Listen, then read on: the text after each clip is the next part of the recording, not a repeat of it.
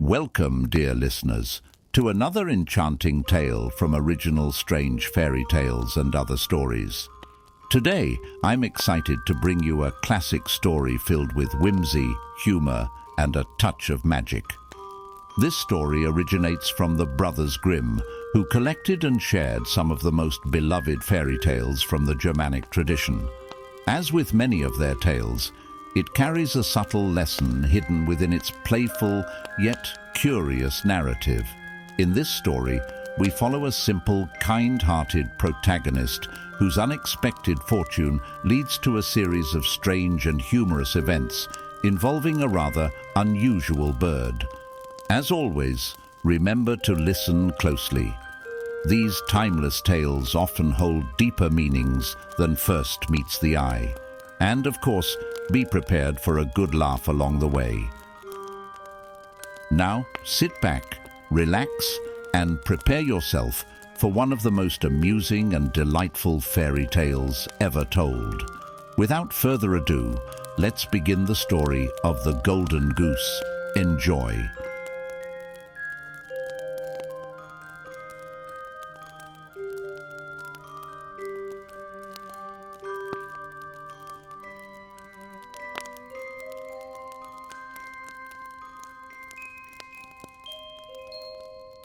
There was a man who had 3 sons, the youngest of whom was called the Simpleton, and was despised, laughed at, and neglected on every occasion. It happened one day that the eldest son wished to go into the forest to cut wood, and before he went, his mother gave him a delicious pancake and a flask of wine, that he might not suffer from hunger or thirst. When he came into the forest, a little old grey man met him, who wished him good day, and said, "Give me a bit of cake out of your pocket and let me have a drink of your wine. I'm so hungry and thirsty." But the prudent youth answered, "Give you my cake and my wine? I haven't got any. Be off with you." And leaving the little man standing there, he went off.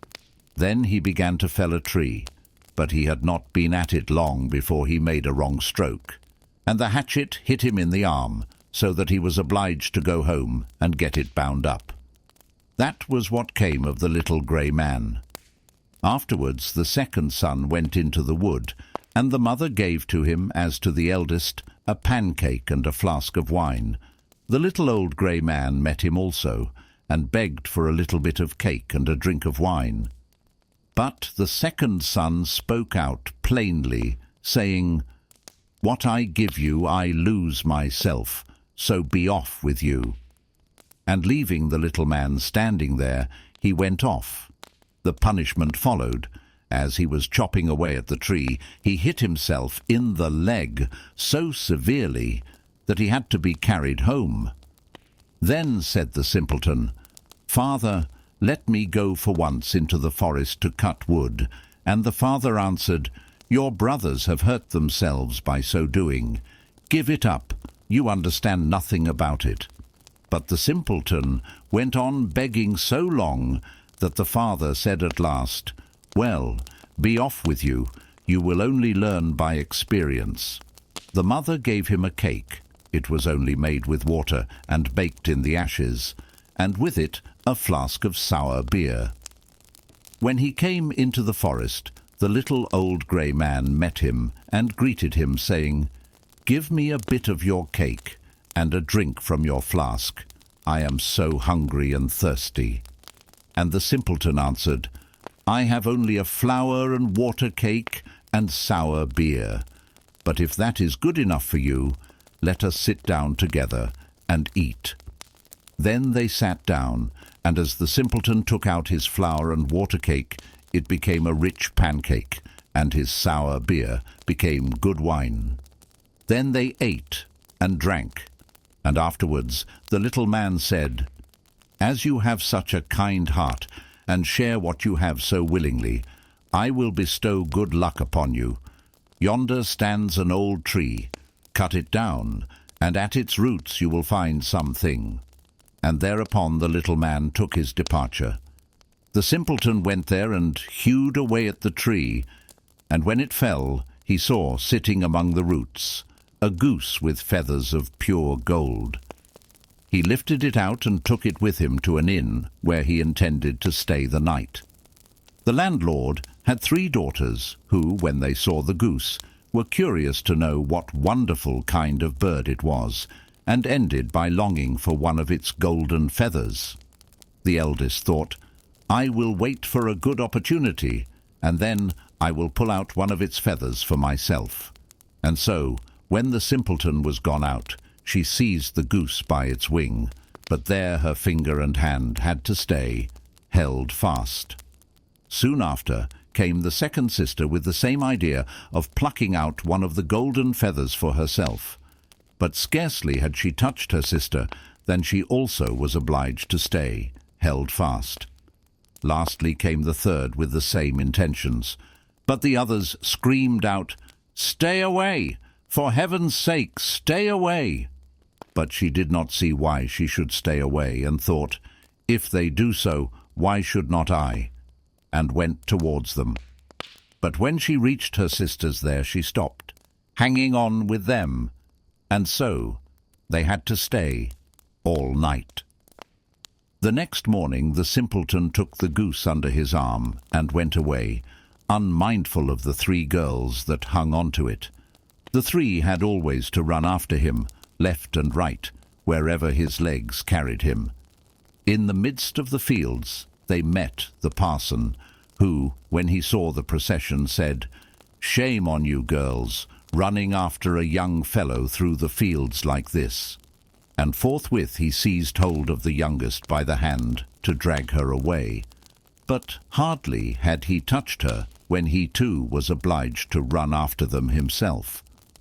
Not long after the sexton came that way, and seeing the respected parson following at the heels of the 3 girls, he called out, "Ho, your reverence, whither away so quickly? You forget that we have another christening today." And he seized hold of him by his gown. But no sooner had he touched him than he was obliged to follow on too. As the 5 tramped on, one after another, 2 peasants with their hoes came up from the fields, and the parson cried out to them, and begged them to come and set him and the sexton free.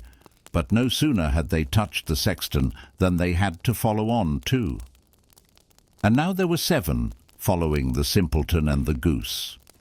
By and by they came to a town where a king reigned, who had an only daughter who was so serious that no one could make her laugh.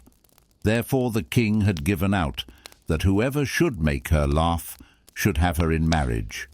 The simpleton, when he heard this, went with his goose and his hangers-on into the presence of the king's daughter, and as soon as she saw the 7 people following, always one after the other, she burst out laughing, and seemed as if she could never stop. And so the simpleton earned a right to her as his bride. But the king did not like him for a son-in-law, and made all kinds of objections, and said he must first bring a man who could drink up a whole cellar of wine. The simpleton thought that the little grey man would be able to help him, and went out into the forest, and there, on the very spot where he felled the tree, he saw a man sitting with a very sad countenance. The simpleton asked him what was the matter, and he answered, "I have a great thirst, which I cannot quench. Cold water does not agree with me. I have indeed drunk up a whole cask of wine, but what good is a drop like that?" Then said the simpleton, "I can help you. Only come with me, and you shall have enough." He took him straight to the king's cellar, and the man sat himself down before the big vats, and drank and drank, and before a day was over, he had drunk up the whole cellar full. The simpleton again asked for his bride, but the king was annoyed that a wretched fellow, called the simpleton by everybody, should carry off his daughter, and so he made new conditions. He was to produce a man who could eat up a mountain of bread. The simpleton did not hesitate long, but ran quickly off to the forest, and there in the same place sat a man who had fastened a strap round his body, making a very piteous face and saying, "I have eaten a whole bakehouse full of rolls, but what is the use of that when one is so hungry as I am? My stomach feels quite empty, and I am obliged to strap myself together that I may not die of hunger." The simpleton was quite glad of this and said, "Get up quickly and come along with me, and you shall have enough to eat."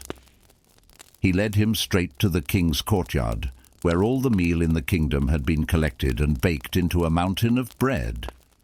The man out of the forest settled himself down before it and hastened to eat, and in one day the whole mountain had disappeared. Then the simpleton asked for his bride the third time. The king, however, found one more excuse and said he must have a ship that should be able to sail on land or on water. "So soon," said he, "as you come sailing along with it, you shall have my daughter for your wife." The simpleton went straight to the forest, and there sat the little old grey man with whom he had shared his cake, and he said, "I have eaten for you, and I have drunk for you. I will also give you the ship, and all because you were kind to me at the first." Then he gave him the ship that could sail on land and on water, and when the king saw it, he knew he could no longer withhold his daughter. The marriage took place immediately, and at the death of the king, the simpleton possessed the kingdom and lived long and happily with his wife.